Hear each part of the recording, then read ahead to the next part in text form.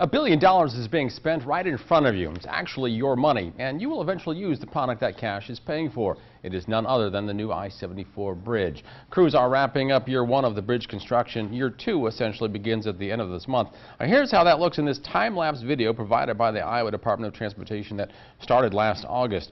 All 279 drilled shafts are being completed in the Mississippi River this calendar year. You can see the westbound bridge piers come to be in Bettendorf. Steel is being set across the piers to form the westbound bridge and off-ramp. This does show the activity from Iowa's perspective, and of course it's a little bit dizzying seeing it all happen at once. But there is a lot going on in Illinois as well that you don't see here. Crews in Moline are working on the I-74 interchanges and local streets. The Department of Transportation says the primary focus for the rest of this calendar year is rebuilding 7th Avenue, widening I-74 south of Avenue of the cities, and reconstructing a section of 19th Street in Moline. Now, construction of the pier south of River Drive has already begun. You can see all of that when you drive along the interstate. Now, all of this has been in the works for years. Danielle Alvarez is the I-74 Bridge Project Manager. She's been with Iowa's Department of Transportation for 9 years now, though she wasn't part of the planning process itself. Alvarez inherited this project when her predecessor retired shortly before the heavy lifting began. I sat down with her earlier this week. Here's the first part of that conversation. So you essentially inherited this project when Doug Rick retired. He was basically managing the project up until almost the point where construction started. What was it like for you to basically have someone say, okay, here are all the plans, go build it?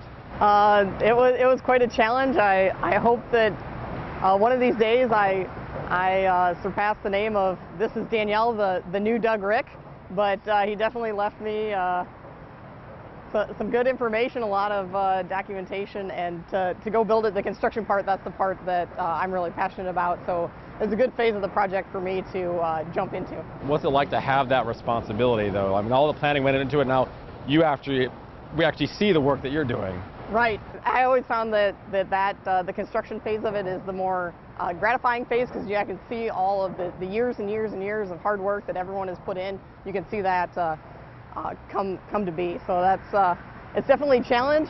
Construction is where you find out how good the design really was, and all of the planning really pays off coming forward. But to me, it's the rewarding part of the process. It's so mammoth of a project when just driving by it every day and you see it coming from the ground up. At peak production, how many people are working on this construction at one time? Sure. So right now in the river, we have up to 100 people working there every day, and there are over 200 people on the corridor every day right now. So that's a lot of people. That's a lot of people, more to come, because at peak production there could be as many as 200 in the river alone. Well, in the river alone when you get up. So you're still ramping up yes, at this point. Absolutely. How do you evaluate essentially this first year of construction? You're about year two now, right? Sure. So we are just about 1 full year into it, and we keep very close track on each contractor's schedule, and we really measure to where we are today to where we need to be in the end of 2019 when westbound is scheduled to be open to traffic. What's your evaluation, though, of that first year? It's been a good first year. We've made a lot of progress. The schedule is something that we definitely keep our eyes on, but right now it's still looking good for that 2019 into 2019 goal to have westbound open to traffic. In layman's terms, how do you describe the work that people seeing on a daily basis when they drive by, what's actually going on in the river? Sure. So I hope as they're driving by, they're not looking at what's going on in the river. I really hope that they're using our social media and project website to find information on the project. There might be a glance here or there, you know. They should focus on driving as we're going across the bridge. We have enough news about backups and slowdowns. So when people there. stop here by the trails and stuff, like, what are these people seeing?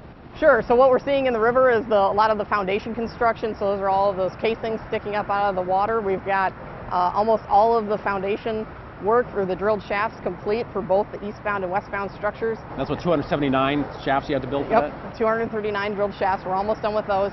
And then the other main focus in the river would be the arch foundation. So those are for each side of the navigation channel. Those are what we call piers 12 and 13.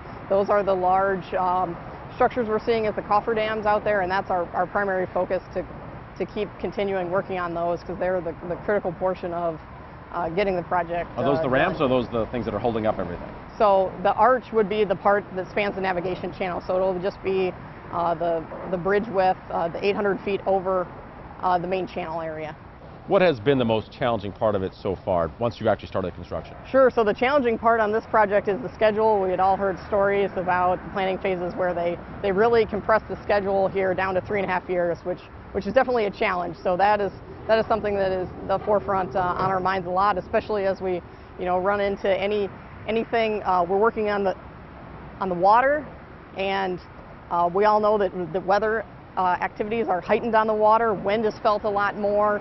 Rain impacts us, and of course we've seen recently here and at the end of May the water levels have risen a couple times this year, and those are definitely challenges that we have to work through to keep our tight construction schedule. Now we know that nothing goes perfectly according to plan, because even beforehand, when they were just building some of the work outside of the area, they were running into concrete that they didn't know was there, or just hard rock and stuff like that. What are some of the biggest surprises that you have encountered in this? Sure. The big surprises, of course, working when we're building the drilled shafts, we're working in the blind, really.